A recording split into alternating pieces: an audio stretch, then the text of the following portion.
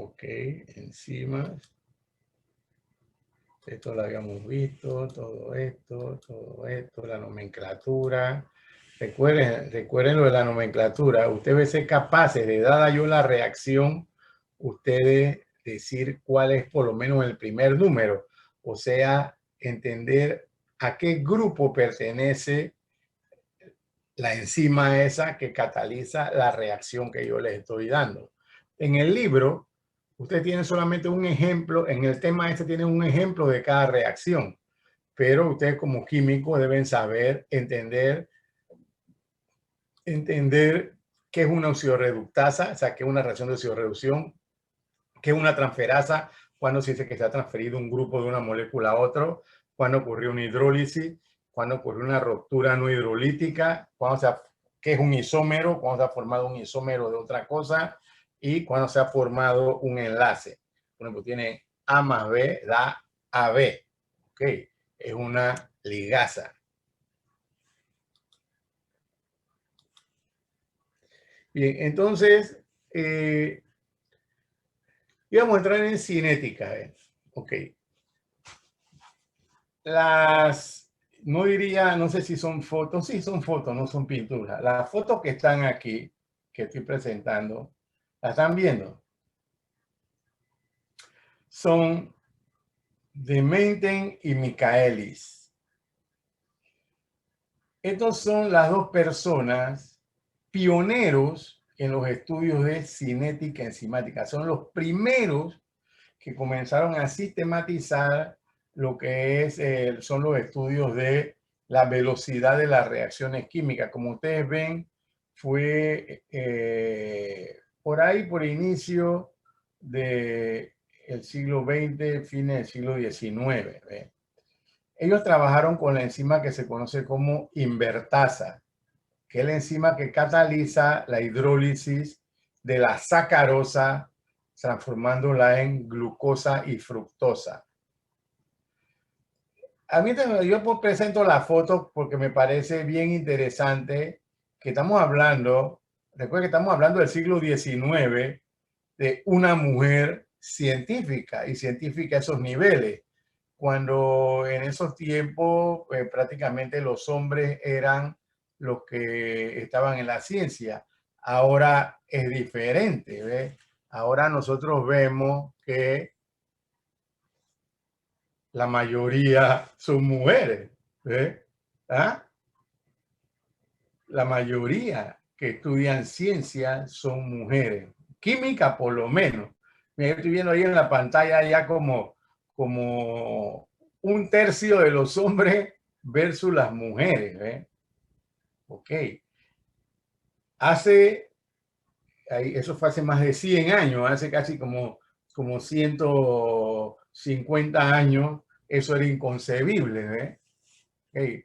Claro, Madame Curie, pero ya Madame Curie era mucho más acá, ¿ves? Ok, es más, creo que voy a ponerme en estos días a ver la serie de Netflix de Madame Curie, ¿verdad? Que fue también una de las primeras mujeres, creo que sí ganó el premio Nobel por sus estudios en la radioactividad. Es interesante, sería bueno que ustedes vieran eso, pero y también que lo vean con la óptica esa, ¿no? Pensar, una mujer, no solo porque es mujer, y ahora no es, ¿ves? Sino una mujer en aquella época. ¿Ves? ¿Sí? Ahora no, ahora ya los hombres ya no están no estamos en nada. Ok.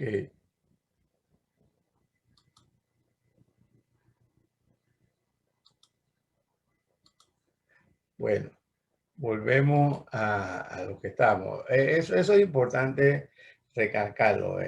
Ellos fueron los que hicieron los primeros estudios de cinética y desarrollaron lo que se conoce como la ecuación de Michaelis y Menten. ¿Ve? Ellos hicieron estos estudios como estos. Estas gráficas tienen que entenderlas bien. Miren esto. Ellos colocaron aquí en esta cuestión la velocidad de la reacción, la velocidad inicial de la reacción. Y aquí fueron aumentando la concentración de sustrato. ¿Ve? Fueron aumentando la concentración de sustrato, manteniendo igual la cantidad de enzimas. Ustedes ven que aquí hay 4 bolas que este es esquemático, ¿no? Que indican y aquí siguen siendo 4 para indicar se mantiene la cantidad de enzimas. Esa es la idea. Por eso aquí ustedes ven que hay 4 y aquí 4, diciendo se mantiene la cantidad de enzimas. ¿Qué pasa? Cuando hay poco sustrato, ustedes ven que hay moléculas de enzima que están libres. Al estar libre significa que ella puede aceptar otra molécula de sustrato para transformarla. En esta etapa se ve que hay una relación directa entre la velocidad de la reacción y la concentración de sustrato, porque es casi lineal. ¿Ve? Porque hay bastante moléculas de enzima. ¿Ve? Pero si mantenemos esa misma cantidad de moléculas de enzima y le seguimos agregando sustrato, vamos a llegar a un momento, ¿verdad?, en que por más sustrato que agregue, no aumento la velocidad. ¿Por qué? Porque vamos a suponer, estas enzimas ya están unidas a sustrato. Vamos a suponer que ya transforman estas moléculas de sustrato. De una vez entra otra molécula de sustrato que ya está allí. O sea que si yo agrego más sustrato, yo no voy a aumentar la velocidad porque la enzima, al soltar el sustrato, coge otro sustrato del que ya está allí. Si yo agrego más sustrato, eso no va a tener ningún efecto. Y eso lo que se dice es que la enzima está saturada. ¿Ve? Está saturada. O sea que todas las moléculas de enzima ya tienen un sustrato. Así que por más sustrato que yo agregue, eso no va a mejorar la cosa. Acá es diferente. Acá, si yo agrego más sustrato, hay enzima libre que puede tomar ese sustrato para transformarlo. Cuando tengo poca concentración de sustrato. O sea, mucho sustrato hace que la enzima se sature. Cuando se llega a un nivel de que ya no aumenta la velocidad, cuando agrego más sustrato, he alcanzado lo que se conoce como la velocidad máxima para esa cantidad de enzima. ¿Ok? La velocidad máxima para esa cantidad de enzima. Si yo agrego más enzima, entonces voy a tener otra velocidad máxima, ¿verdad? Porque ya ahora voy a poder coger más sustrato para alcanzar la velocidad máxima, ¿ves? Entonces, y esto estaría por acá si tengo más enzima. Esto recuerde, insisto, que este es para una cantidad de enzima. Entonces, a este nivel, cuando llega aquí, la cantidad de enzima que tenía está saturada. ¿Ve? Y cuando la cantidad de enzima está saturada, la velocidad que tengo se conoce como velocidad máxima. No puedo alcanzar más velocidad yo. Claro, esto usted ve que va como asintóticamente, ¿ve? Porque mira, esto va bajando la velocidad, pero poquito, y acá está la línea, ¿ve? Que asumen que por aquí ya debe haber llegado a que no aumenta más en nada la velocidad con la adición de más sustrato. Recuerda que abajo es concentración de sustrato. Partiendo de esto que observaron Michaelis y Mainten, ellos observaron que si yo tomo la mitad de la velocidad máxima, 0.5 velocidad máxima, y yo lo extrapolo a X, acá, al eje de las X, que es una concentración de sustrato, obtengo un valor que es constante, y eso lo llamaron, es una constante que se llamó, no sé si fueron ellos mismos que lo llamaron, que se denomina constante de Michaelis-Menten, o sea, KM. Ese valor es constante para cada enzima. Cada enzima tiene ese valor constante. Ahora ya no importando la cantidad de enzima que use, porque si yo doblo la cantidad de enzima, el Km, o sea, la concentración de sustrato a la que alcanzo la mitad de la velocidad máxima es la misma. ¿Ve? Entonces, la Km se obtiene, ¿verdad? Como concentración de sustrato a la que yo tengo la mitad de la velocidad máxima. Y ese valor es constante para cada enzima. No importa ahí la cantidad de enzima. Porque como le digo, si yo me voy más arriba, entonces la mitad de la velocidad máxima es la mitad. Y cuando hago aquí, me da el mismo valor de Km. Si uso menos enzima, igual la mitad, pero la mitad va a ser por aquí. Cuando hago así, me da la misma concentración de enzima. Perdón, de sustrato. Ok. Entonces, con diferentes concentraciones de enzima, o tengo diferentes velocidades máximas, pero el mismo Km. La mitad de esa velocidad máxima nueva, cuando lo llevo a consideración de sustrato, me da el mismo valor. Así que de manera que esa es repito, una constante para cada enzima y permite identificar la enzima. ¿Ve? Entonces, claro, hay enzimas que actúan sobre varios sustratos. Para cada sustrato tendrá un Km. Hay sustratos que son transformados por varias enzimas. Ok, entonces esos sustratos para cada enzima tiene un Km diferente. Ok, pero una enzima con un sustrato tiene un determinado Km. Y ese es como estamos hablando. K es una constante. Ese valor es constante. Yancy, por favor, quiero verla. Yao. Yao tiene la foto. Yo le dije que aquí no deben tener la foto porque ponen la foto y se van a no sé qué. ¿Ve? Yao, ¿está o no está para eliminarle la lista? No está. Dejó la foto y se fue. Díganle. Yao, voy a buscar aquí, la elimino en la lista. De hoy, pues.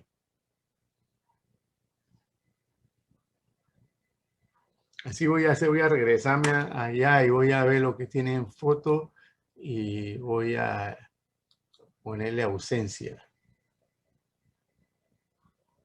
Samudio. ¿Ve? Dejan la foto y se van. Ah. Tengo problemas con la cámara. Está un poco dañada.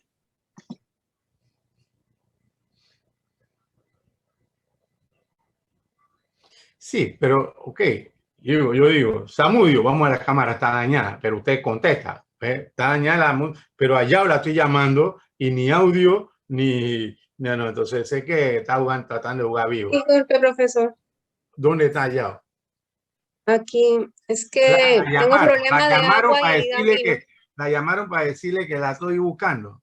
No, señor, es que tengo problemas con el agua y el hidambino, así que no hay nadie en mi casa. No tiene ni audio ni video. ¿Y por qué salí? Le estoy explicando. ¿Ah? No, es que yo le iba a eliminar la lista de hoy. Porque la estoy llamando y no me contesta. Nada que está la foto. Ok, ya sé que está allí. Pero de repente no sé si fue que la llamaron para decirle que la estaba buscando. Ok. Ustedes tienen que mantenerse pendientes de su... Esta es una clase. Es a distancia, pero es una clase. Es como si ustedes se salieran del salón sin avisar. ¿Ve? ¿Me están entendiendo?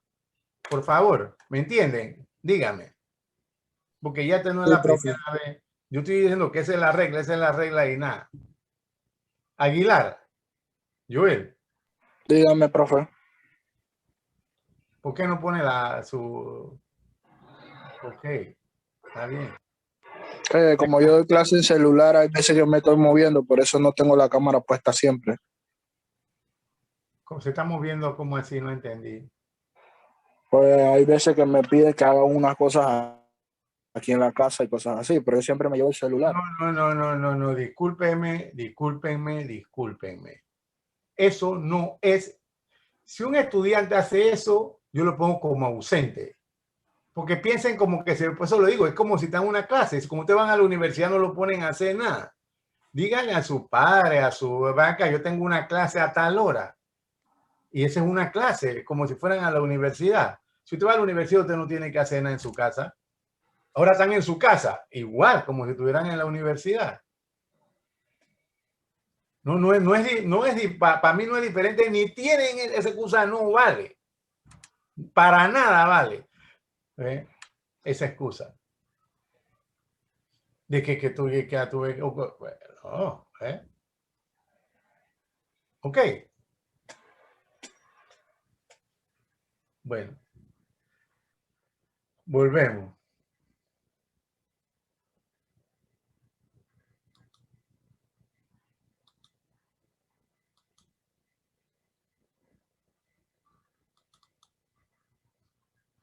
Ok, entonces ya alguien tiene alguna pregunta con esto, porque este es un aspecto muy importante para que entiendan lo que es cinética, porque aquí ya comenzamos a hablar de concentración de enzima, concentración de sustrato y cómo eso afecta la velocidad de la reacción.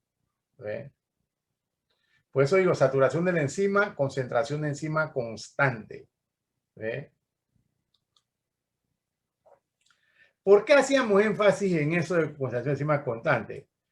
Porque usted tiene aquí esta gráfica en donde se demuestra que la velocidad de la reacción depende de la concentración de la enzima y es lineal. Verá, la velocidad con la concentración de la enzima. Cuando yo aumento la concentración de la enzima, pero este experimento es hecho en el punto en que la enzima está saturada. ¿Ve? O sea, cuando la velocidad de la reacción depende de la concentración de la enzima de manera lineal, cuando estamos trabajando a concentraciones de sustrato que están llevando a la saturación de la enzima. Por ejemplo, aquí tengo 4 moléculas de la enzima. Vamos a suponer que estas son moléculas. Y la enzima aquí está saturada. Ahora vengo yo y tengo una velocidad máxima. ¿Ok? Bien. Si yo doblo la cantidad de moléculas, pongo 8 moléculas, ahora yo voy a doblar la velocidad máxima. Y en vez de que sea, si aquí era 0.3, la velocidad máxima va a ser 0.6. Si luego le agrego más, va a ir ocurriendo el comportamiento que tenemos aquí, ¿verdad? Cuando aumento la cantidad de enzima, aumenta la velocidad de manera lineal. Aumenta la cantidad de enzima, aumenta la velocidad. Pero repito, en ese caso tengo una concentración de sustrato que mantiene saturada en todo momento la enzima. ¿Ve? O sea que lo que estoy teniendo aquí, estos puntos realmente son de velocidad máxima. ¿Ve? Velocidad máxima, como está en esta ecuación. ¿Verdad? La velocidad igual a velocidad máxima por concentración de sustrato entre km por S. O sea que depende directamente, ¿verdad? Hay una acción directa entre la velocidad inicial, ¿verdad? La velocidad máxima, ¿ve? Y la velocidad máxima.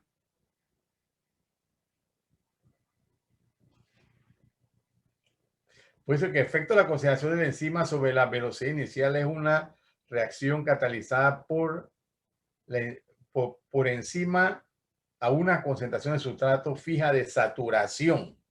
¿Ve? Hay tantos sustratos que siempre la enzima está actuando a su velocidad máxima. Bien.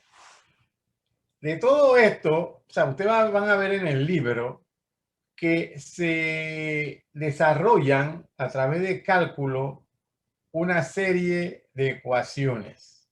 ¿Ve?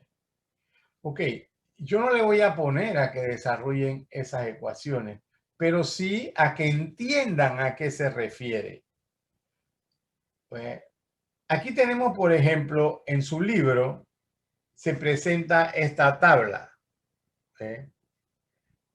En donde se compara la constante catalítica de diferentes reacciones. ¿Y qué es la constante catalítica? Las moles de sustrato que son transformados por segundo por mol de enzima. Moles de sustrato transformados por segundo por mol de enzima bajo condiciones de saturación de la enzima. Ese es un indicador de la rapidez con que una enzima cataliza la reacción. O sea, por ejemplo, ya ustedes ven aquí que las transaminasas catalizan la reacción con mayor rapidez que la papaína. Y eso nos permite a nosotros comparar una enzima con otra en términos de la velocidad de la reacción que catalizan. ¿Sí? Es importante entender que Km es la afinidad de la enzima por el sustrato y Km es una característica de la enzima. ¿Eh?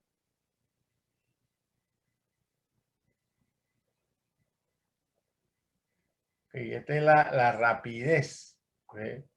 Que es las moles de sustrato transformado por segundo por mol de enzima. Esa es la constante catalítica. ¿Eh? Entonces la enzima que cataliza, que hace que la reacción se haga más rápida, de los ejemplos que están aquí, es la catalasa. Esa es la enzima que degrada en el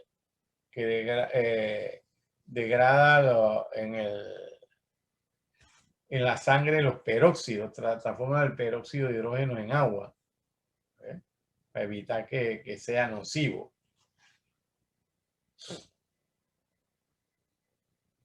La catalasa.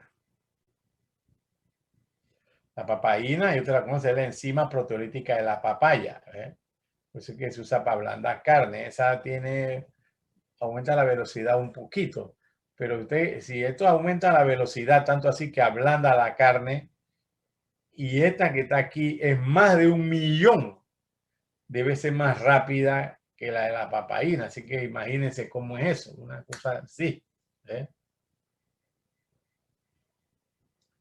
La tripsina es la enzima que cataliza, una de las enzimas que cataliza la hidrólisis de las proteínas que consumimos en los alimentos. Ok. En esta tabla se compara la eficacia catalítica de las enzimas. La eficacia catalítica. ¿A qué se refiere la eficacia catalítica? Son las veces que aumenta la reacción, que aumenta las veces que aumenta la velocidad de la reacción, la enzima, comparado con esa misma reacción no catalizada. ¿Eh? Recuerden, todas las reacciones que las enzimas catalizan son reacciones que ocurrirían aún sin la presencia de la enzima. ¿Eh? Porque todas esas reacciones tienen que tener un cambio en energía libre negativo. Y el cambio en energía libre es el que determina si una reacción se puede llevar a cabo en el sentido de formación de productos. ¿Eh? Entonces, bien, todas estas reacciones tienen que tener un delta G negativo y se pueden llevar a cabo. ¿Qué es lo que hace la enzima? Hacen que la velocidad de esa reacción aumente. Entonces, una enzima es más eficaz, o sea, tiene una mayor eficiencia catalítica cuando hace que el aumento de la velocidad sea mayor, ¿verdad?, que el de otra enzima cuando se compara con la reacción no catalizada, o sea, el aumento. ¿Ve? Por eso es que para su cálculo se necesita tener la constante de velocidad de la enzima, o sea, la constante de velocidad de la enzima, ¿verdad?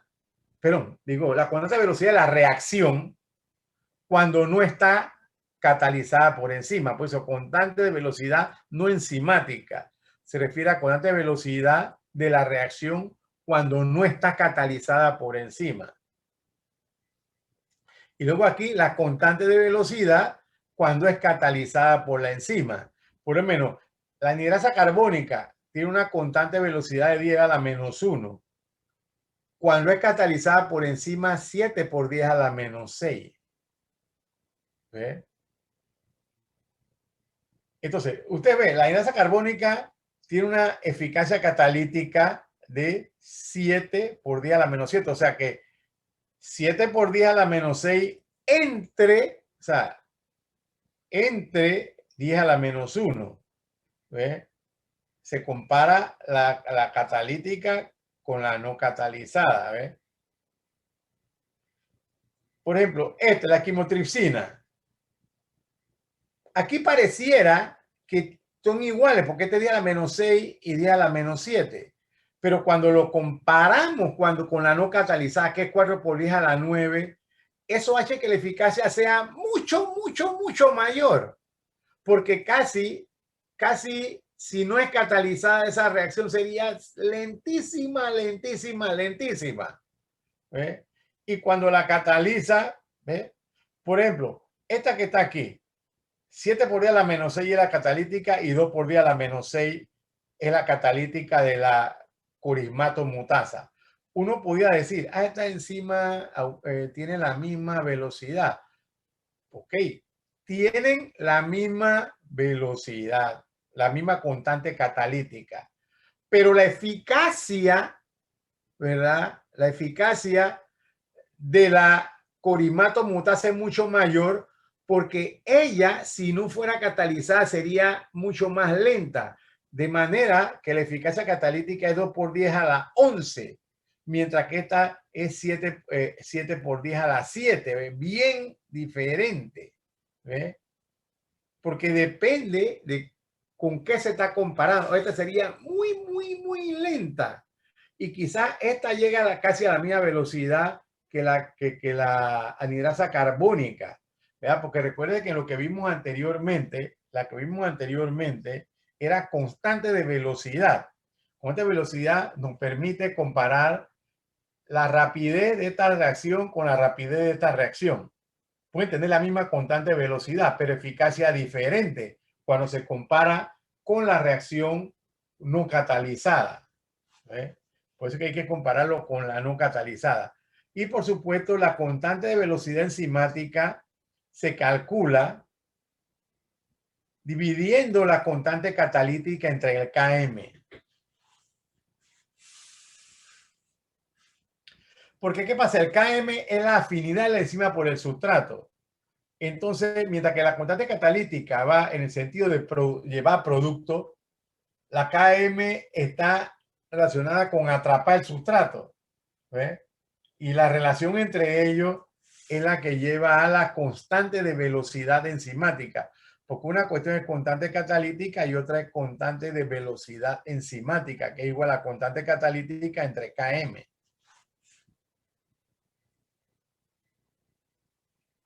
Es importante que ustedes entiendan el significado tanto de Km como constante catalítica, como constante de velocidad enzimática, las diferencias entre eso y cómo se calculan, qué significan cada una.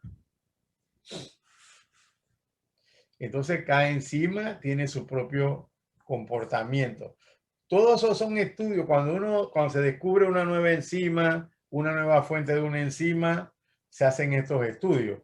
Porque es posible que la corismatomutasa de una fuente no sea igual que la corismatomutasa de otra fuente, por lo menos la betamilasa. La betamilasa se encuentra en bacterias, la betamilasa se encuentra en hongos, en un tipo de bacteria, en otro tipo de bacteria, pero no es exactamente la misma betamilasa. Cataliza la misma reacción, pero en algunos casos puede catalizarlo a mayor catalizarlo a mayor, provocando una mayor velocidad porque tiene una mayor eficacia catalítica.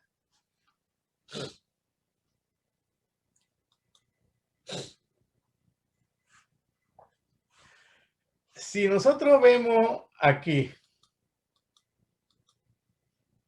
esta gráfica de la cinética de Michaelis-Menten, recuerda que eso se hizo, fueron los primeros ensayos, era lo que se trabajaba a inicios del siglo XX, ¿ve? Cuando se quería hacer cinética enzimática. Pero ¿qué se observó? Si ustedes ven aquí, ok, se está graficando, ¿no? Y esto va asintóticamente. Lo que es difícil determinar es, con esta cinética, cuándo se alcanzó la velocidad máxima. Porque yo puedo ir aumentando la concentración de sustrato, aumentando la concentración de sustrato, y como esto es asintótico, es difícil determinar cuándo llegué a la máxima concentración de sustrato. ¿Ve? Para decir que tengo la velocidad máxima. Cuando se saturó la enzima, porque eso es difícil verlo el punto en que ya esto se pone plano. ¿Cuándo se saturó la enzima? Realmente cuando esto es plano. Pero a veces aquí en esta parte se dificulta ver plano, porque aquí por lo menos, usted ve la inclinación aquí, porque se lo está viendo con respecto a esta que es una línea recta. Pero ya cuando va por acá, eso es más difícil verlo y quién sabe si tiene que ir muy lejos. Y complica encontrar la velocidad máxima. Si se complica encontrar la velocidad máxima, eso dificulta encontrar el Km, que es la constante de Michaelis-Menten, porque si no tengo una velocidad máxima real, no tengo la mitad de la velocidad máxima real tampoco. Y si no tengo la mitad de la velocidad máxima real, entonces para extrapolar la curva y tener Km, puedo tener errores en la determinación del Km. Porque imagínense que esto en vez de llegar a este punto, realmente es este punto. Ya la velocidad máxima no es en este punto, la velocidad máxima, pero la mitad no sería ahí, la mitad sería acá. Y cuando extrapolo en la curva aquí y llego acá, tengo un diferente valor de Km. O sea que es importante tener certeza de cuál es la velocidad máxima. Y la forma de representación de Michaelis lo hace difícil. Considerando esto, muchos investigadores trabajaron en buscar otra forma de determinar la constante de Michaelis-Menten. Y se idearon varias formas. Una de las que ha tenido más éxito y más se usa es la representación de Lineweaver y Burr. Esta representación surgió simplemente de tomar la ecuación de Michaelis-Menten y trabajarla al inverso. El inverso de velocidad máxima. El inverso de la velocidad máxima. Y dio una ecuación lineal. Cuando se grafica el inverso de la velocidad máxima entre el inverso de la concentración de sustrato, se obtiene este comportamiento. Cuando se grafica el inverso de la velocidad inicial entre el inverso de la concentración de sustrato, se tiene este comportamiento. En donde el intersecto en el eje de las Y es el inverso de la velocidad máxima. Así que si se tiene el inverso de la velocidad máxima, se tiene la velocidad máxima, porque el inverso del inverso es el valor. ¿Ve? O sea que yo puedo determinar la velocidad máxima si tengo el intersecto en el eje de las Y. Y el intersecto en el eje de las X menos el intersecto del eje de las X me da 1 entre Km. Y el inverso de 1 entre Km es el Km. Así que el inverso de esto me da menos el Km. ¿Verdad? Ok, entonces ya tengo el Km. Eso ya tengo la velocidad máxima y tengo el KM para ese preparado enzimático. Para ese preparado enzimático tengo la velocidad máxima y tengo el KM para la enzima, porque esta es una constante. La velocidad máxima puede variar dependiendo de la concentración de la enzima. ¿Cuál es la ventaja de esta representación? Si esto es lineal, yo solamente necesito 2 puntos para obtener la recta. No necesito tantos puntos como lo necesitaba en la representación de Michaeli-Menten. Mire el poco de puntos que tengo allí y todavía digo que faltarían mucho más puntos para estar seguro. Entonces, ese es un problema. Pero aquí, con la representación de Lineweaver-Eibler, yo tengo con 2 puntos, ya yo tengo la recta. Claro, en esto uno no usa 2 puntos, porque de 2 puntos puede ser que un poquito más allá, entonces usa como 3 o 4 puntos para tirar una recta promedio. Ya estamos hablando experimentalmente, ¿ves? Y entonces ya yo puedo determinar mi V máxima y puedo determinar el KM para una enzima. Ok. Usando la representación de Lineweaver-Eibler, y eso permite trabajar con inhibición enzimática con más facilidad. La actividad de la enzima puede ser inhibida, ¿okay? También puede ser aumentada. Cuando tratamos de inhibición enzimática, nosotros llamamos I al inhibidor. Y cuando hacemos estos estudios de inhibición enzimática, encontramos que hay varios tipos de inhibición, cada uno con sus características particulares. Aquí tienen esta tabla en donde le resumen las características de los 3 tipos principales de inhibición. La inhibición competitiva, claro, con el inhibidor, pues, porque una enzima puede ser inhibida de diferentes maneras, con unos competitiva, con otros de otro tipo. Por eso dice, tipo de inhibidor. Inhibidor puede ser competitivo, puede ser acompetitivo y puede ser no competitivo. Y aquí, repito, en esta transparencia, en esta tabla que la tienen en su libro, se resume la característica de cada tipo de inhibidor. Por ejemplo, el inhibidor competitivo, el inhibidor solo se une a la enzima. ¿Cuál es el efecto? Un aumento del KM.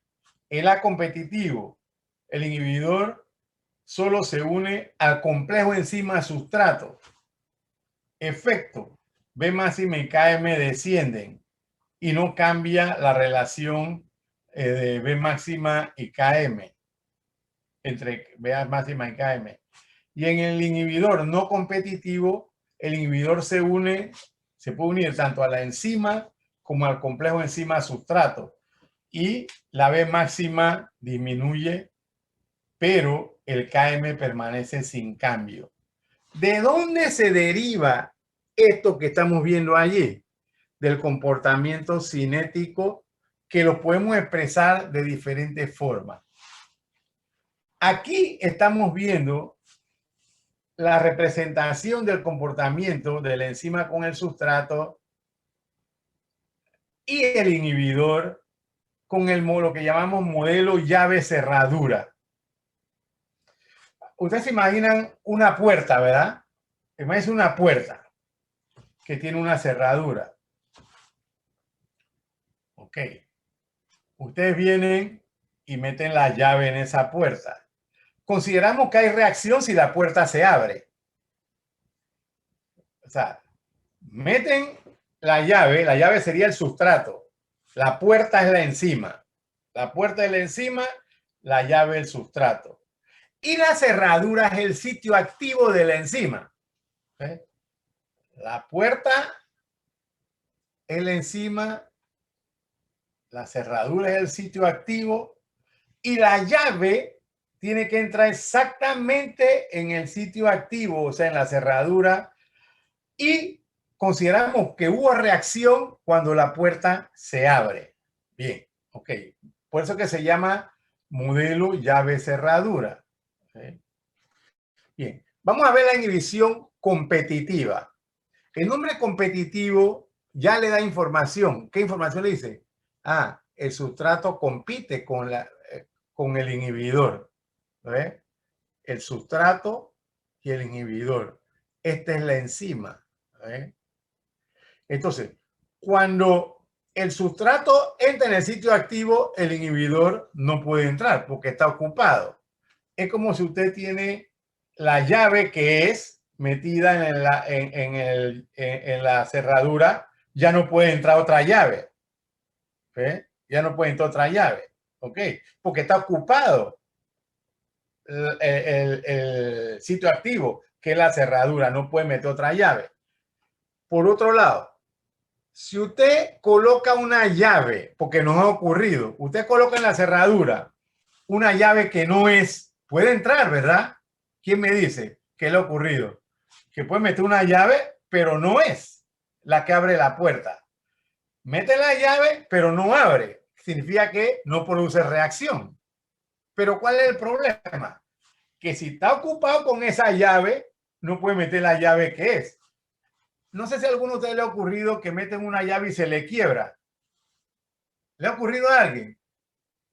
Entonces no puede abrir la puerta aunque tenga la llave que es en la mano. ¿Eh? No puede abrir la puerta.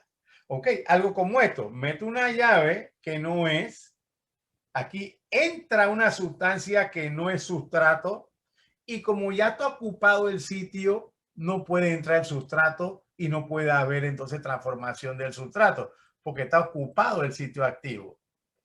En ese caso estamos hablando de una inhibición competitiva porque el sustrato está compitiendo con el inhibidor por el sitio activo. Aquí está la inhibición competitiva clásica, ¿eh? Porque nada más que hay un sitio. También puede haber una inhibición competitiva no clásica en donde cuando entra el sustrato,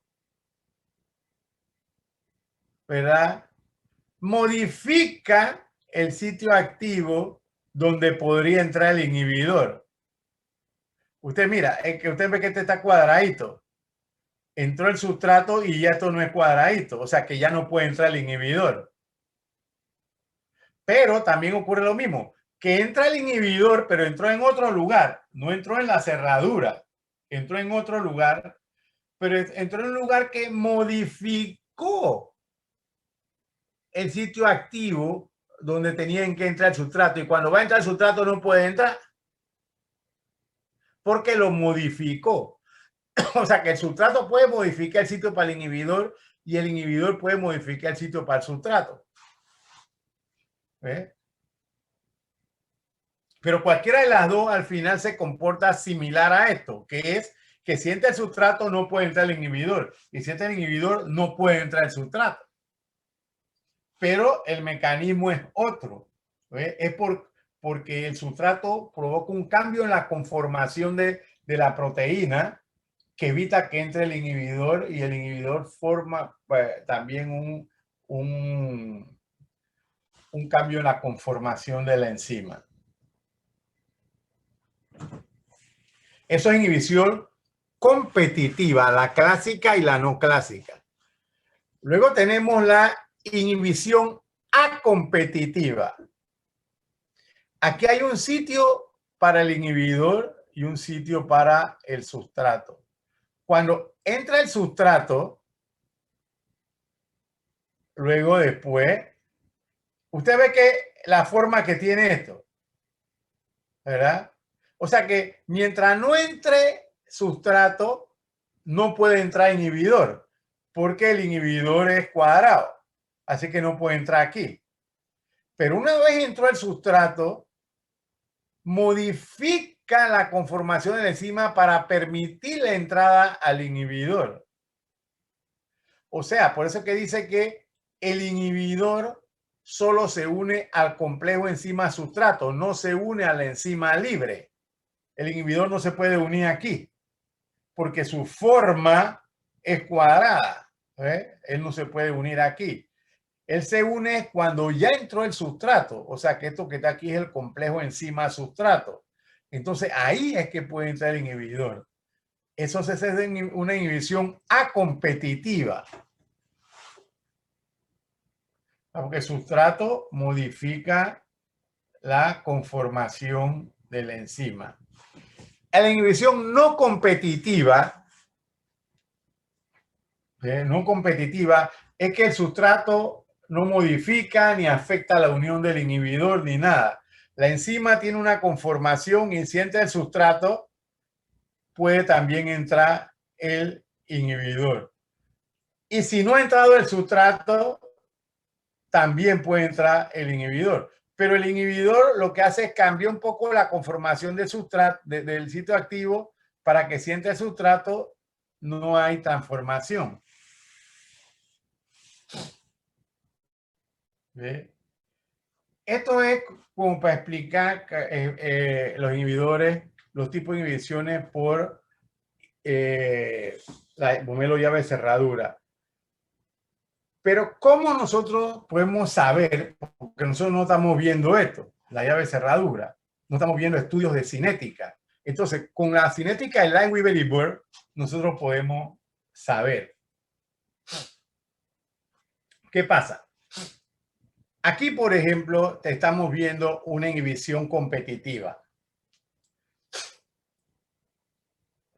El que está en negro es una cinética de la enzima sin inhibidor. Ok. Es una cinética como la que habíamos visto aquí. Ok. Una cinética de la enzima. ¿Ve? Aquí está, en negro. Ok. Bien. Luego le agregamos inhibidor. ¿Ve? Y hacemos la misma cinética, pero ahora con inhibidor.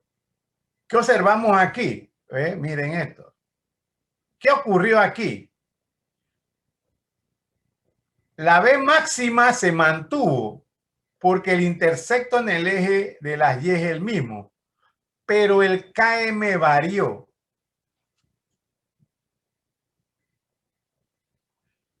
Cuando varía el KM, pero la B máxima se mantiene, la inhibición es competitiva. Ya lo vimos aquí adelante. Ya lo vimos aquí adelante. KM aumenta, pero la B máxima se mantiene. La inhibición es competitiva, el inhibidor es competitivo. KM, B máxima se mantiene, pero el KM varía. Claro, aquí son dos concentraciones diferentes. Ok, aumento la concentración inhibidor, entonces el KM aumenta más. ¿Ve? Pero la B máxima se mantiene. Aquí viene la representación, que allá lo veíamos como con llave cerradura, ¿verdad? Aquí lo estamos viendo como que la enzima más el sustrato, da el complejo enzima-sustrato, y el inhibidor se une a la enzima, formando el complejo enzima-inhibidor. En este tipo de inhibición, como ustedes están viendo aquí, este diagrama. ¿Qué características tiene el inhibidor? Tiene que tener el inhibidor para que sea competitivo. Tiene que poder entrar en el sitio activo. Y para entrar en el sitio activo tiene que tener una conformación similar al sustrato. Es como si tienen dos llaves. Una llave para entrar en la cerradura tiene que parecerse a la llave que es. Si una llave que no se parece en nada, no entra en la cerradura. Entonces no es un inhibidor competitivo. Para que sea un inhibidor competitivo tiene que ser una llave parecida a la llave que es para que pueda entrar. Ok, aquí igual, ustedes ven que el inhibidor no es igual al sustrato, pero es parecido de manera que puede entrar. Bueno, asimismo son las moléculas que pueden ser inhibidores competitivos. Por ejemplo, aquí usted tiene la arginina, ¿verdad? La arginina es un aminoácido que ya ustedes conocen. El aminoácido forma parte de las proteínas, así que el grupo R de la arginina es el que determina si la enzima, la tripsina, actúa. Porque la tripsina actúa en donde hay aminoácidos básicos de la cadena polipeptídica, donde hay aminoácidos básicos. ¿Ve? Y entonces, donde hay una arginina, ahí va a hidrolizar la tripsina. ¿Qué pasó? La tripsina es inhibida competitivamente por la benzamida, porque la benzamida en esta parte de la estructura es muy parecida a la arginina y la benzamida puede actuar como un inhibidor competitivo de la tripsina porque su estructura es bastante similar. ¿Ve? Entonces puede entrar en el sitio activo, la benzamida. Ocupa el sitio activo y después ya la tripsina no puede, la arginina no puede para favorecer la hidrólisis de la proteína en el sitio en donde está la arginina. Aquí tenemos un ejemplo de esto que está aquí. Esto que está aquí se conoce como la representación cinética, ¿sí? Del tipo de inhibición. ¿Sí? O sea que yo tengo aquí esto mismo representado por Lineweaver-Burr. Aquí lo tengo representado por llave y cerradura. Y aquí lo que tengo es la ecuación cinética que representa este tipo de inhibición. Ustedes deben ser capaces de entender un tipo de inhibición en base a las tres formas. El modelo llave-cerradura con Lineweaver-Burr y con la cinética.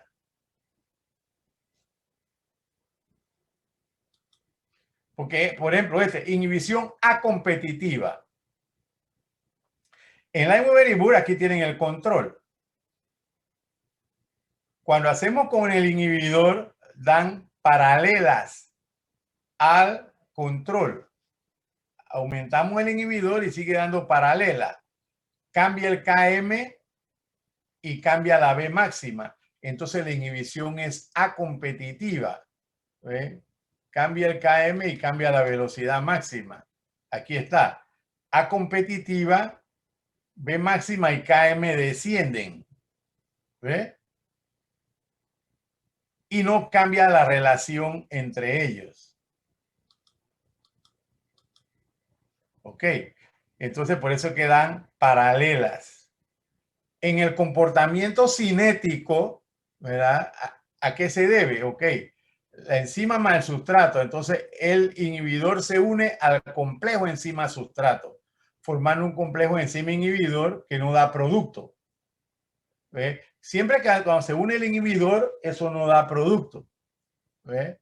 Así que cuando se forma, claro, enzima más sustrato da complejo enzima-sustrato. Aquella molécula a la que no se ha unido el inhibidor da producto. Aquella donde se unió el inhibidor no da producto. No es que no hay reacción, pero va a depender de la cantidad de inhibidor.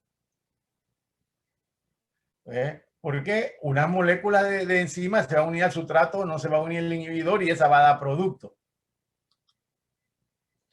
Aquí está la inhibición no competitiva. ¿Cuál es la característica de la inhibición no competitiva? No competitiva. B máxima desciende, Km no cambia. Ok.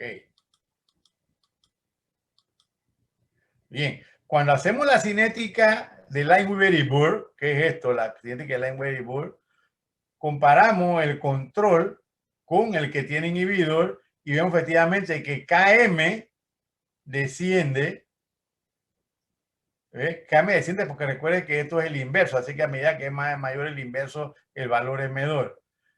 Y B máxima desciende y Km se mantiene constante porque el intersecto en el eje de las X es, pero en el eje de la X sí es el mismo. El intersecto es el mismo. Y en la cinética se observa que para describirlo cinéticamente, ¿verdad? Que la enzima se une al inhibidor, pero el inhibidor se une a la enzima y el inhibidor también se puede unir al complejo enzima-sustrato. Y cuando se ha unido la enzima al inhibidor, el inhibidor a la enzima, también se puede unir el sustrato porque son sitios diferentes. Se forma el complejo enzima-sustrato y esto no forma producto. Pero aquellas donde no se unió inhibidor, sí va a formar producto. ¿Ok? Entonces ustedes deben ser capaces de entender y relacionar, establecer las diferencias entre un tipo de inhibidor y otro tipo de inhibidor en base a su comportamiento cinético que experimentalmente se hace con la ecuación de Lineweaver-Burr. Y eso nos permite saber qué tipo de inhibidores y entender, ¿verdad? A través del modelo llave y cerradura qué es lo que está pasando, igual con la representación cinética. Una constante de velocidad. Hasta aquí, ¿alguna pregunta?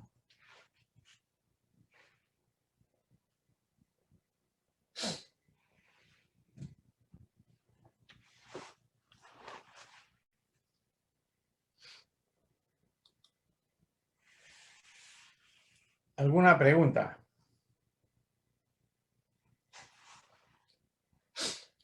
Ok, recuerde que esto se está para adelante, esto va para adelante. ¿Okay? Nuevos conceptos, nuevas cosas, va acumulando y ustedes deben ir estudiando. ¿Okay?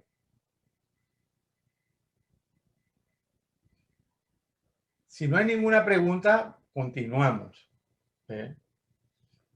con la cinética y los estudios. ¿Ok? Bien.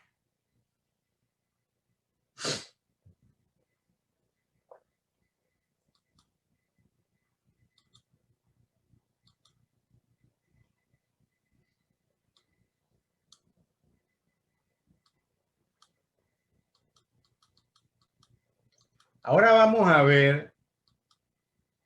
Recuerda cuando iniciamos el tema de las enzimas, nosotros dijimos que las enzimas tienen 3 características que lo diferencian de los catalizadores que no son enzimas.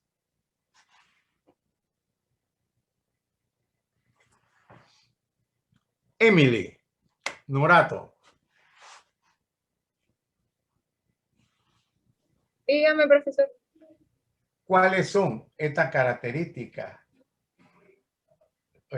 estas que tienen las enzimas que la diferencian de los catalizadores no enzimáticos? La especificidad, eficacia y la actividad. Especificidad, ¿qué más? La eficacia. La eficacia, ¿qué más? Y la actividad. ¿Qué más? Chum. Sí, profesor. Dígame. La pregunta que hice. No recuerdo. ¿Qué nos recuerda? ¿La pregunta o la respuesta? La respuesta. Villero. Sí, profesor. Dígame. Era especificidad, eficiencia o eficacia catalítica y actividad regulada. no actividad, diga, cara, que su actividad puede ser regulada. Tiene que ser claro. Si yo hago una pregunta, la respuesta tiene que ser clara, porque que diga lo que es, que su actividad puede ser regulada. Ya nosotros hemos visto lo que es especificidad, porque vimos que una enzima cataliza a un determinado sustrato. Ya vimos la eficacia. ¿Qué es la eficacia? ¿Verdad? Ya la vimos. Ahora nos falta hablar sobre la regulación de la actividad enzimática. Y eso es lo que vamos a entrar ahora. Regulación de la actividad enzimática. La actividad, esto es muy importante porque imagínense, mucha actividad a veces no es muy bueno. ¿Ve? Porque, ¿qué pasó? Vamos a suponer que usted tiene algo una enzima que cataliza la oxidación de la glucosa, un sistema enzimático. Y si eso actúa mucho, entonces se le va a acabar la glucosa. Y uno necesita glucosa sanguínea. ¿Ve? O al revés, ¿ve? Que se necesita utilizar la glucosa. Entonces tiene que buscarse la manera de que los sistemas que metabolizan la glucosa aumenten. O muchas cosas. Por eso es que ustedes cuando van al médico y quieren saber si está bien de la salud, le toman una muestra de sangre y ven cómo están los niveles de los diferentes componentes, cómo está la urea, cómo está la glucosa, cómo está el colesterol, y se mantienen dentro de unos niveles que le llaman los niveles normales. Pero esos niveles normales son controlados por eso. Cuando hay mucho, el organismo se mueve para que baje. Cuando está bajo, el organismo se mueve para que suba, de manera que se mantengan los niveles normales y eso indica que está sano. Cuando el nivel está muy alto de algo, le digo, tú tienes un problema. Cuando está muy bajo de algo, tú tienes un problema. ¿Ve? Porque los sistemas metabólicos, por regulación, mantienen unos niveles y esos niveles son controlados a través de los mecanismos de regulación enzimática. Y hay diversos mecanismos de regulación enzimática. Aquí vamos a estudiar algunos de ellos. Nosotros podemos dividirlo en dos grupos, los mecanismos. Uno, aquellos mecanismos que afectan la cantidad de enzimas. Ya nosotros vimos en los estudios cinéticos que la velocidad de la reacción, la velocidad de una reacción depende de la cantidad de enzima. ¿Ve? Así que si yo aumento la cantidad de enzima, voy a aumentar la velocidad de la reacción. Si disminuyo la cantidad de enzima, voy a disminuir la velocidad de la reacción. Y así va a aumentar los productos de esa reacción o disminuir los productos de esa reacción. ¿Ok? Entonces, la cantidad de enzima es algo que afecta la velocidad de la reacción, la cantidad de enzima.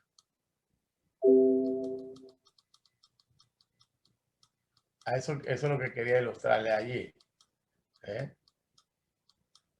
Entonces, si se controla la cantidad de enzima, se controla la velocidad de la reacción. Claro, que ¿cómo se puede controlar la velocidad de enzima? Ese proceso es muy lento, porque se puede dar por dos mecanismos. Uno, que se sintetice más enzima. Y el proceso de síntesis de enzima es un proceso lento porque eso tiene que ir a nivel de duplicación del DNA, ¿verdad? Los procesos de transcripción de la información del DNA al RNA mensajero, luego traducción del RNA mensajero. O sea que la síntesis de proteína es un proceso que es lento y a veces quiere el efecto rápido. También se puede controlar la degradación de la enzima. Las enzimas normalmente se están sintetizándose y degradándose, ¿ve? Y sintetizándose nuevas moléculas para mantener lo que se llama la homeostasis, ¿Ve? Entonces, si yo aumento la degradación de la enzima, yo voy a disminuir la cantidad de enzima. Si yo disminuyo la degradación de enzima, voy a aumentar la cantidad de enzima. O sea que yo puedo aumentar la cantidad de enzima disminuyendo la degradación, ¿verdad? O puedo disminuir la cantidad de enzima aumentando la degradación. Así como yo puedo aumentar la cantidad de enzima aumentando la velocidad de síntesis o disminuir la cantidad de enzima disminuyendo la velocidad de síntesis. Okay.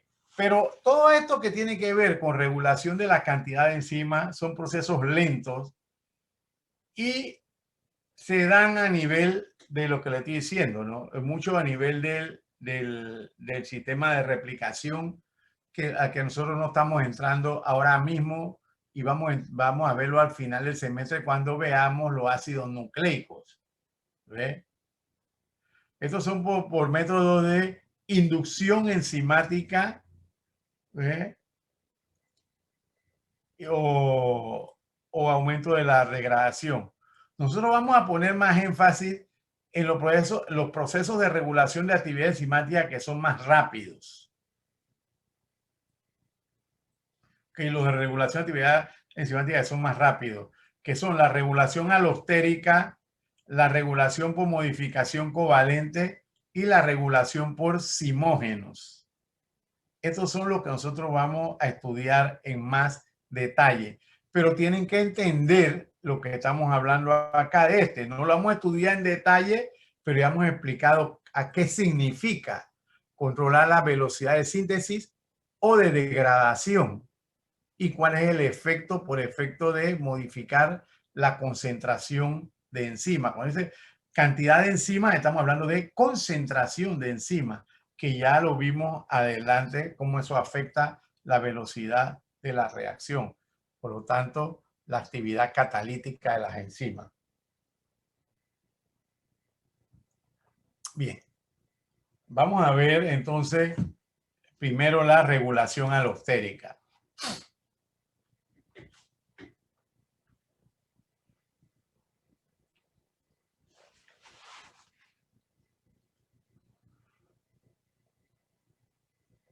Regulación alostérica. Hay proteínas y hay enzimas como parte de las proteínas que no responden exactamente a la cinética de Lineweaver y Burke.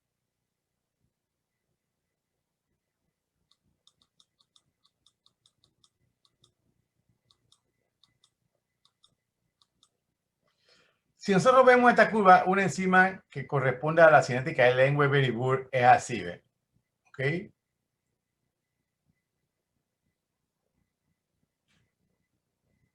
Esto es una hipérbola, ¿eh? ¿Ok? Corresponde a este comportamiento, ¿eh?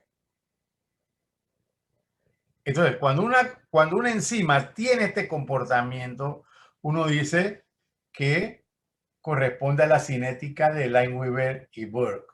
¿Ok? Bien. Pero ¿qué pasa? Hay enzimas que tienen un comportamiento en que cuando se grafica la velocidad inicial versus concentración de sustrato, describe una sigmoide. ¿Eh? Se ve que describe una sigmoide. El que está en negrito. Cuando una enzima describe en una cinética de velocidad versus concentración de sustrato, una sigmoide, esa enzima o proteína, si se trata de una proteína, se le llama alostérica. O sea que esta enzima tiene un comportamiento alostérico.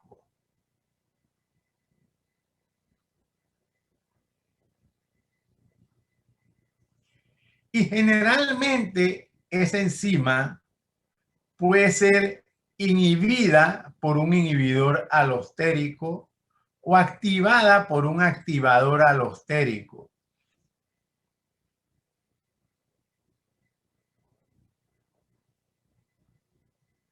La que está en negrita no tiene inhibidor ni activador. La que está en celeste es un activador alostérico y la que está en fuchsia es tiene la enzima un inhibidor alostérico. Usted ve cómo el activador y el inhibidor hacen que cambie el KM de la enzima. ¿Ve? Por ejemplo, ella tiene este KM, ¿ve? Y el activador hace que disminuya el KM y el inhibidor hace que aumente el KM. Recuerde que KM es una concentración de sustrato a la que se tiene la mitad de la velocidad máxima.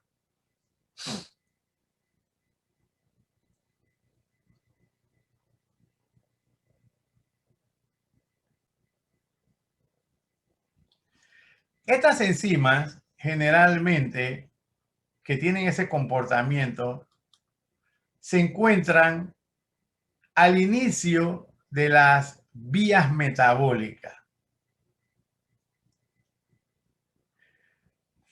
¿Qué es una vía metabólica? Ok. Son un conjunto de reacciones en secuencia en donde tenemos por lo menos A da B. Y luego viene otra enzima y B da C. Realmente, por ejemplo, nosotros sintetizamos el colesterol. Nosotros lo sintetizamos, ¿verdad? O sea que aunque nosotros ingerimos colesterol, aunque no ingerimos nada de colesterol, pues es un error que mucha gente tiene y que, tú tienes colesterol alto porque comes mucho colesterol o tienes colesterol alto porque comes mucha grasa. No tiene nada que ver. El colesterol se forma, nosotros lo producimos. Aunque no ingiramos nada de colesterol, aunque no ingerimos nada de grasa, podemos tener el colesterol alto. El colesterol lo sintetizamos nosotros a partir de la acetilcoenzima A. Y la acetilcoenzima A la producimos de las proteínas, la producimos, o sea, de los aminoácidos de las proteínas, por supuesto, y la producimos de los carbohidratos. Usted come arroz y a partir del arroz se puede sintetizar colesterol, porque del almidón, cuando se metaboliza el almidón, forma glucosa y la glucosa en su metabolismo forma acetilcoenzima A y la acetilcoenzima A puede ir a colesterol. Porque la unidad para la síntesis de colesterol es la acetilcoenzima A. Pero eso va a través de una serie de reacciones. A través de una serie de reacciones eso es lo que se llama el metabolismo.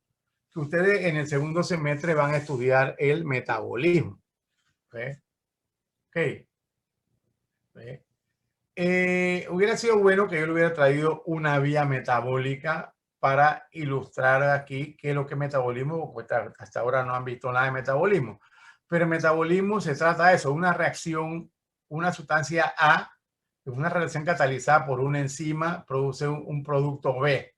Pero ese producto a su vez es sustrato para una enzima 2 que produce un producto C, que es sustrato para una enzima 3 que produce D, que es sustrato para la enzima 4, que luego el producto es sustrato por la enzima 5. ¿Ve? Y aquí está el producto. Vamos a suponer un pocotón de reacciones, que en la síntesis de colesterol son más reacciones, pero se forma un producto. Vamos a suponer que esté fuera el colesterol. ¿Ve? Ok. Bien. ¿Qué pasa?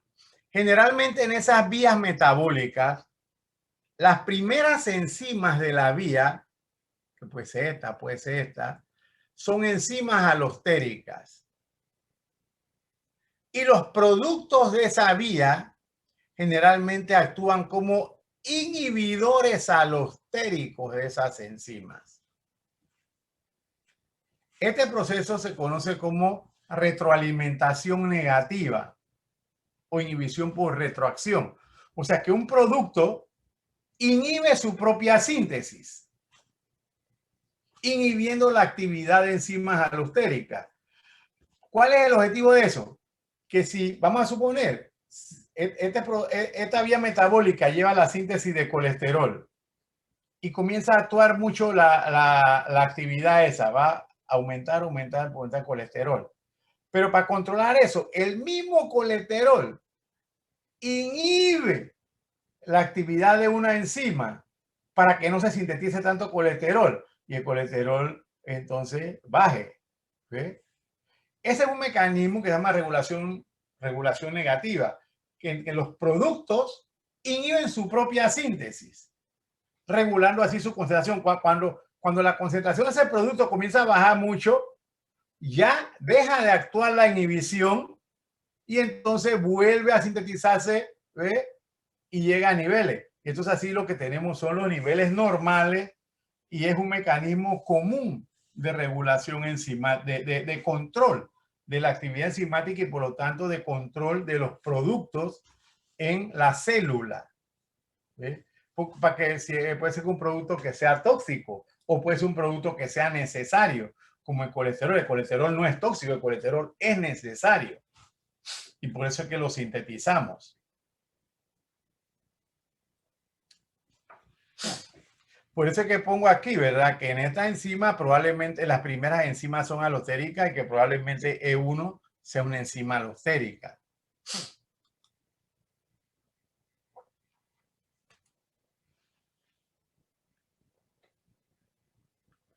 Otro mecanismo que vamos a introducirlo, pero en la próxima clase la vamos a ver en más detalle porque este mecanismo, algunos lo pueden ver complicado y es un mecanismo muy común. Ese mecanismo se llama regulación de la actividad enzimática por modificación covalente. Aquí la regulación es rápida. Hay enzimas que se denominan quinasas o sinasas. Yo creo que en el libro, el término que tienen en el libro, aquí enzimas se llaman quinasas. En inglés realmente es quinasas con K. Cuando ya, recuerde que estamos hablando de investigación. Las investigaciones normalmente se han desarrollado en países más desarrollados. ¿Ve? Y ellos fueron descubren esto. Entonces ellos usan los nombres de acuerdo al idioma de ellos. Entonces, las K, quinasas. ¿Ve? Cuando ya queremos hablar en español, entonces tratamos de transformar esto al español y le decimos quinasas, porque nosotros usamos la Q más, ¿eh? Quinasas. O sinasas, porque cuando es K normalmente es C, ¿ve? Entonces, realmente se usa quinasa con K, sinasa con C o quinasa, pero es lo mismo. Okay. Okay. Las quinasas son enzimas que utilizan ATP y que fosforilan enzimas. Utilizan ATP y hacen que enzimas que tienen grupos hidroxilo, en la posición de grupo hidroxilo se introduzca fosfato y entonces sale ADP. Adenosina trifosfato actúa sobre una enzima que tiene un OH y la transforma en una enzima fosfatada, le da un fosfato, pero ya era trifosfato y ahora queda como difosfato. Ok. ATP fosforila la enzima. Mire esto. ATP fosforila una enzima, pero esa reacción es catalizada por una enzima. O sea, estamos hablando de que una enzima fosforila a una enzima. Entonces, las enzimas que se llaman quinasas fosforilan enzimas, formando enzimas fosforiladas. Y ADP. Hay otro tipo de enzimas que son las fosfatasas. ¿Qué hacen las fosfatasas? Desfosforilan enzimas en una reacción hidrolítica, formando fosfato inorgánico y formando una enzima no fosforilada. Okay. O sea, las quinasas fosforilan enzimas y usan ATP. ¿Okay? Las fosfatasas desfosforilan enzimas formando fosfato inorgánico y la enzima no fosforilada. Eso tienen que entenderlo primero, bien. Entonces hay dos tipos de enzimas, quinasa y fosfatasas. Las quinasas fosforilan. Las fosfatasas desfosforilan. Bien. La enzima tiene residuos OH. Esos residuos OH son de aminoácidos. O sea, tiene la cadena de aminoácidos y que tiene residuos de OH. Por ejemplo, ¿de qué aminoácido es, por ejemplo? Este OH, ¿de qué aminoácido es?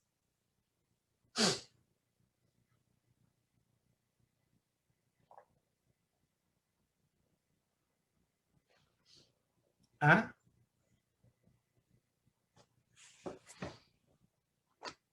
Yair. Yair. Podría ser del ácido aspartico, ¿no? Es que ¿Cómo OH hace ácido aspartico? Ácido aspartico es un ácido carboxílico. Y el OH que tiene ácido carboxílico no es un hidroxi, es de un grupo carboxilo. Realmente es carboxilo, no se comporta como un hidroxi. ¿Ah? La serina, ya lo buscaron, no se lo han aprendido todavía, ya tuvieron tiempo para buscarlo. Entonces tienen que manejar eso así. Guevara. Guevara. Guevara.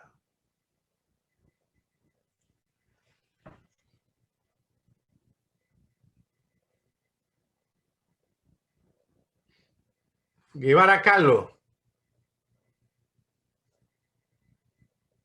¿No vino? Ok, ya pone que no vino de una vez. Cedeño. Susan. Diga, profesor. Dígame. Contésteme, ¿qué otro aminoácido puede tener ese OH ahí para que se fosforile por la actividad de la quinasa?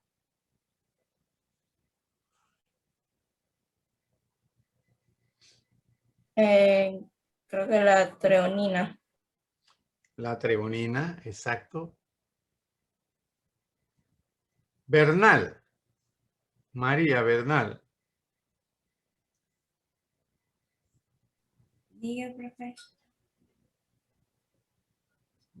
Bernal, Sí, profe. quiero verla. Estoy aquí. Bueno, ¿qué otro aminoácido puede ser? Entre la acenina y la treonina. No, ya lo dijeron. ¿Cuál otro? Entonces, esos serían los dos que son los La aminoácidos. tirosina también puede ser. La tirosina es un fenol. También es un OH. ¿Ve? Solo que es aromático. Ok, estos tres aminoácidos, cuando están en la cadena polipeptídica, pueden ser algunos de ellos, porque eso es muy específico, no que todos, no, sino específicamente algunos, por la actividad de una quinasa, pueden ser fosforilados y formar entonces la enzima con el fosfato, que puede ser un fosfato, dos fosfatos, dependiendo, ¿verdad? Y esto puede dar, luego puede ser también desfosforilado. Bien. Algunas enzimas, ojo, son activas cuando tienen el OH libre.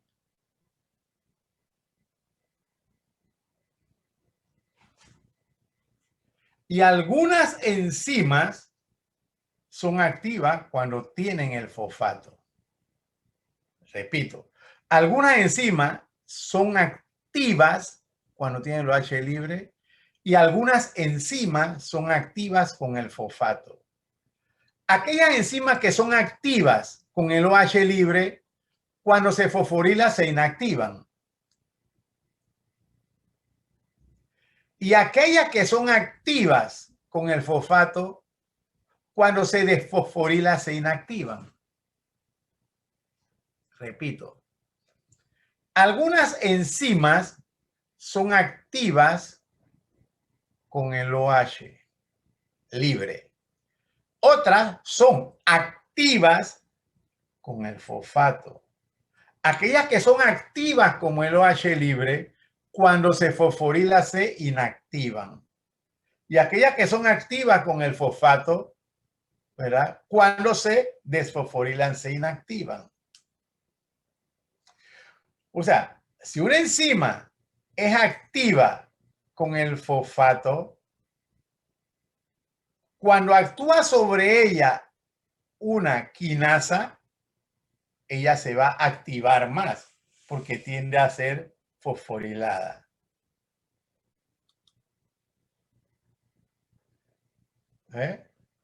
Enzimas fosfatasas específicas. Para acá enzimas activan enzimas.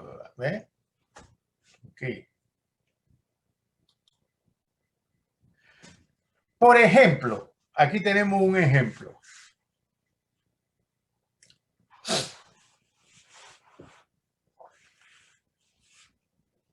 La enzima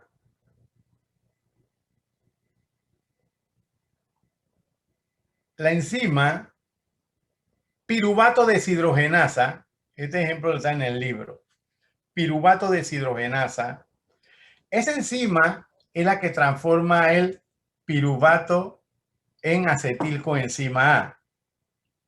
El piruvato que normalmente viene de la glicólisis. Lo transforma el piruvato en acetilcoenzima A. ¿Ve? Entonces, esta enzima es activa en su forma de piruvato, en su forma no fosforilada, o sea, con el OH. Es activa con el OH e inactiva con el fosfato.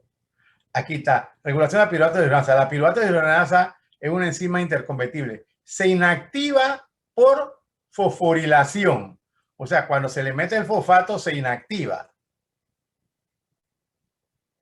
Y se reactiva cuando se desfosforila. O sea, que ya es activa en su forma no fosforilada. En ese caso, la piruvato deshidrogenasa sería de este tipo de enzima, que es activa en esta forma. Ella es activa en esa forma. Y se inactiva cuando actúan las proteínas quinasas.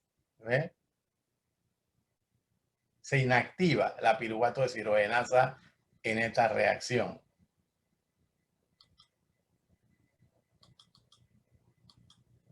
Usted ve aquí, tenemos la piruvato deshidrogenasa. Aquí está activa. Cuando sobre ella actúa la cinasa de la piruvato deshidrogenasa, aquí hay otro concepto nuevo. Cada enzima, mire esto, cada enzima que es regulada por modificación covalente, cada enzima tiene una quinasa específica para ella y tiene una fosfatasa específica para ella. ¿A qué me refiero? Bien, la enzima es la piruvato deshidrogenasa. Ella tiene una cinasa específica para ella que la fosforila. Y esa enzima cinasa se le da el nombre cinasa de piruvato deshidrogenasa.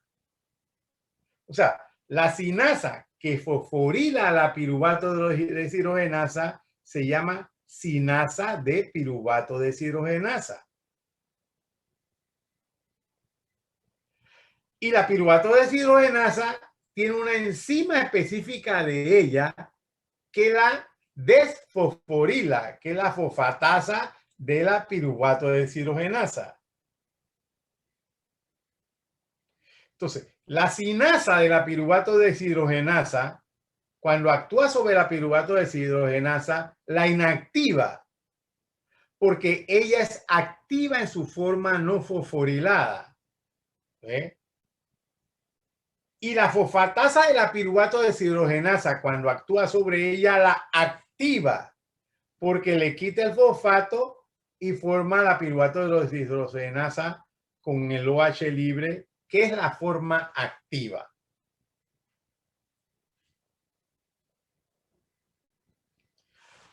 Aquí hay otro ejemplo. ¿Ve? Aquí hay dos enzimas, la glucogenosintasa y la glucogenofosforilasa. La glucogenosintasa, como usted ve, participa en la síntesis de glucógeno y la glucogenofosforilasa en la degradación del glucógeno.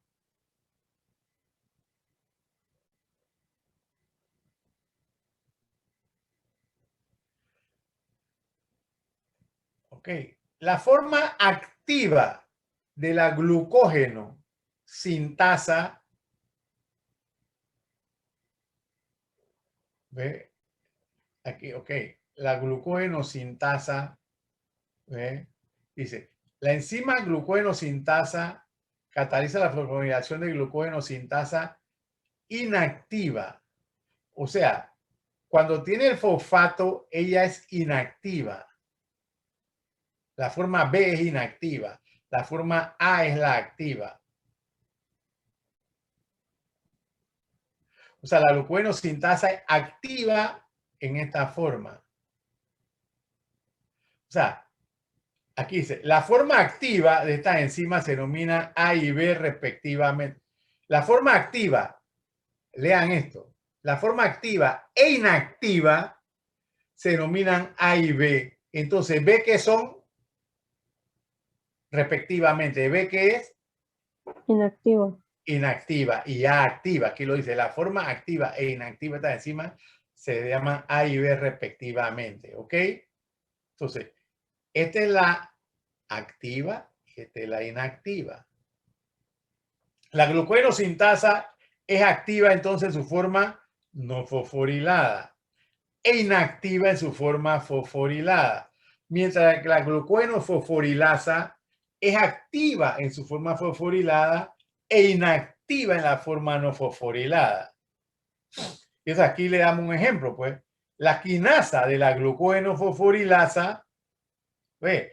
Lo que decíamos de cómo se nombran las enzimas, las quinasas. Esta es la quinasa específica de la glucogenofosforilasa, o sea, la que fosforila esta. Cataliza la fosforilación de glucogenofosforilasa y la activa. ¿Ve? Porque ella es activa en su forma fosforilada. Y la fosfatasa de la glucogenofosforilasa cataliza la desfosforilación y la inactiva. Porque ella es activa en su forma fosforilada e inactiva en su forma no fosforilada. Y el mismo razonamiento lo usamos para la sintasa. Estamos. Revísense bien esto. ¿Ve? Aquí está clarito. Y ustedes. Torres Adriana. Sí, profe. ¿Está clarita? ¿Está clarito? Sí. Como TVN, ¿no? ¿Está clarito? Sí. Ok, bien. Vamos a dejar la clase allí hasta hoy, hasta aquí. Ustedes estudien esto y la próxima clase al inicio me pueden hacer alguna pregunta relacionada con él. ¿Ok? ¿Tiene alguna pregunta alguien?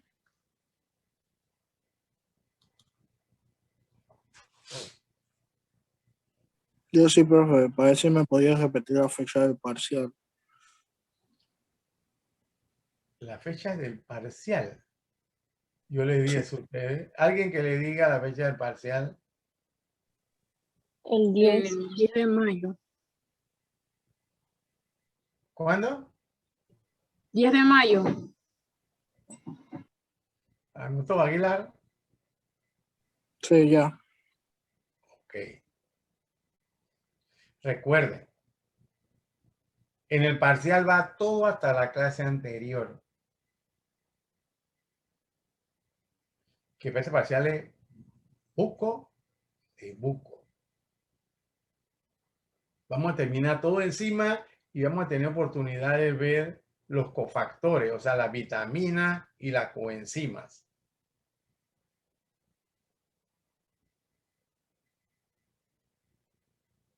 Así que esto no es, porque si está empezando a copiarse a su compañero va también hasta el cuello también. ¿Ve? Así que cada uno tiene que ver cómo se defiende, no se cuelguen de nadie, cuélguense de ustedes mismos.